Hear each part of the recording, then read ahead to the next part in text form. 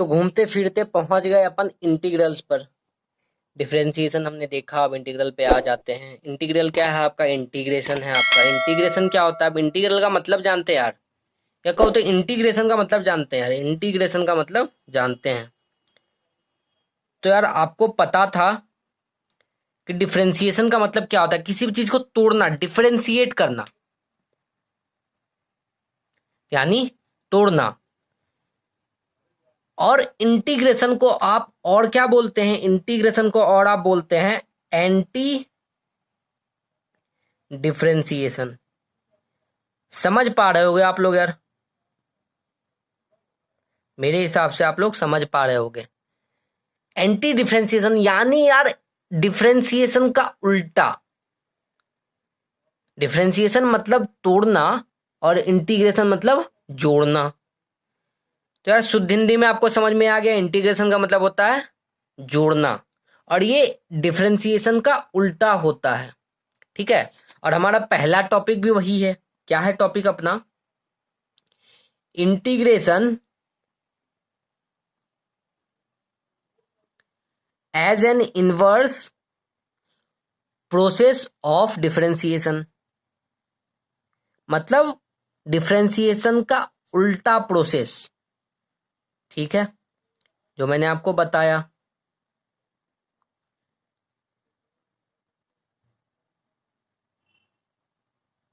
चलो अब क्या, तो एक काम करते, कुछ फॉर्मूलाज रिकॉल करते हैं भाई। जैसे यार साइन एक्स का डिफरेंशिएशन रिप्रेजेंट कैसे करते थे यार? D by d x of sine x, और इसकी वैल्यू हो जाती थी कॉस एक्स के बराबर। पहला। दूसरा, D of D x of x cube by three. यार एक्स क्यूब बाय थ्री का डिफरेंशिएशन क्या हो जाएगा? 3 × x⁻³ यानी 3x² डिवाइडेड बाय 3 है इधर, तो ये x² हो जाएगा भाई। तकलीफ हो तो पूछ लेना भाई, कोई दिक्कत नहीं है। और आपका e⁻x का हो जाएगा e⁻x ही। अब देखो, अब ये तो हो गया। अब क्या प्रॉब्लम आ जाता है कि अगर कोई कांस्टेंट इसमें होता, अगर कोई कांस्टेंट होता तो क्या डिफरेंशिएशन की वैल्यू चेंज हो जाती? देखते हैं। अगर मान लो अपना कांस्टेंट है c, तो d of dx of sine x plus c अपना कोई कांस्टेंट है भाई, कोई भी वैल्यू हो सकता है, 1 2 3 4 ABC एटसेट्रा एटसेट्रा एटसेट्रा।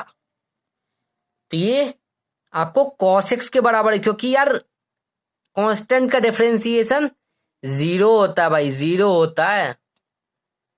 तो कोई तकलीफ नहीं होगा। तो मतलब ऐसा भी हो सकता है कि इसके साथ कोई कांस्टेंट वैल्यू हो। तो हम जनरलाइज केस में जाना चाहते हैं तो हम ऐसा मान के चलते हैं। ठीक है, चलो अब यार क्या करते हैं, मान लेते हैं जनरल केस के लिए अब। ठीक है, ये मान लो अपना कैपिटल f ऑफ x हो जाए, ये अपना स्मॉल f ऑफ x हो जाए, और ये तो अपना c है ही भाई। तो यार जनरलाइज फॉर्म में लिख सकते हैं d of dx of f of x, यानी जैसे यहाँ साइन एक्स था, यहाँ e⁻x था, तो कुछ भी हो सकता है, plus c is equal to f of x, where x is an element of i, यानी इंटरवल जो आपको दिया हुआ होगा। ठीक है, कोई आपत्ति नहीं किसी को? मैं आगे बढ़ता हूं। अब क्या है आपको, और ये c जो है आपका, ये c, इसको बोलते हैं कांस्टेंट ऑफ इंटीग्रेशन। इसमें भी कोई आपत्ति नहीं होगा, कोई बहुत बड़ा लॉजिक नहीं है इसके पीछे। ठीक है, तो भाई ये आपको एक तरह से फैमिली ऑफ कर्व हो जाएगा, यानी साइन एक्स का एक ग्राफ। अगर ग्राफिकल मेथड में सोचोगे तो साइन एक्स अलग होगा, साइन एक्स प्लस सी अलग होगा, या साइन एक्स प्लस 1 अलग होगा, साइन एक्स प्लस 2 अलग होगा। मतलब वैल्यू थोड़ी थोड़ी अलग हो जाएगी, लेकिन उसका डिफरेंशिएशन सेम होगा। यानी उसका टेंजेंट, आपको टेंजेंट मैंने बता दिया या मैं बता दूं? नहीं, मैंने नहीं बताया, मैं आपको बता दूंगा, ठीक है। तो टेंजेंट को अभी छोड़ो, मैं उसको लूंगा ही नहीं बीच में, ठीक है। तो ये आपको समझ में आ गया होगा। अब क्या होगा कि इंटीग्रेशन को रिप्रेजेंट कैसे करते हैं, तो आ जाते हैं इस पे, ठीक है। नोटेशन क्या हो जाएगा आपको, नोटेशन,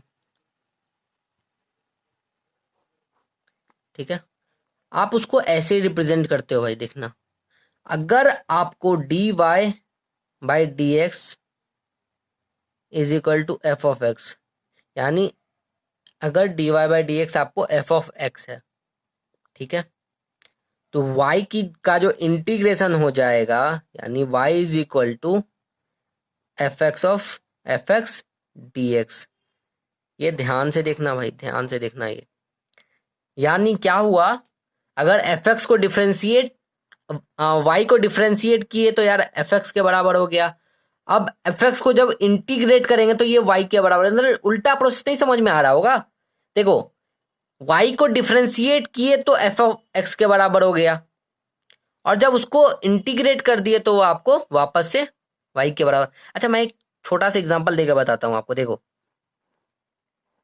ये पूरा डिस्क मान लो यार y है, y है पूरा, ये y है।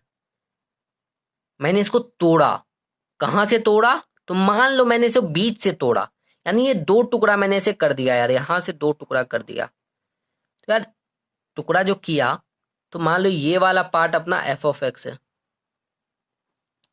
ठीक है, समझ रहे हो, और ये वाला पार्ट भी अपना एफ ऑफ एक्स है, अलग अलग लिमिट के लिए है। अब क्या कर रहे हैं, इंटीग्रेट कर रहे हैं, यानी इन दोनों को जोड़ देंगे, इन दोनों को जोड़ देंगे तो अपना y बन जाएगा, फिर से बन जाएगा। कोई आपत्ति है किसी को? बन जाएगा, मुझे तो लगता है किसी को कोई आपत्ति नहीं होगी, ठीक है।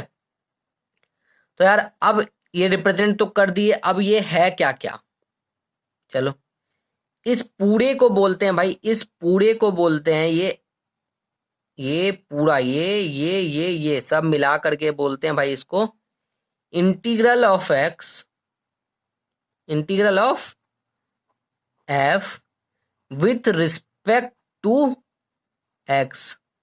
यानी फंक्शन एफ का इंटीग्रल एक्स के रिस्पेक्ट में, क्योंकि हमने डीएक्स लिया है यहां पर भाई, ठीक है।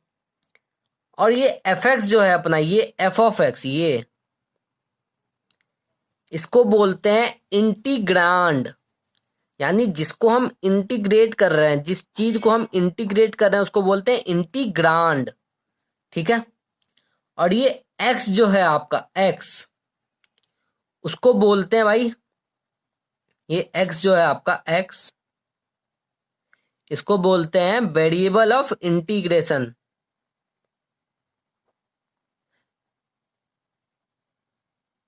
ठीक है।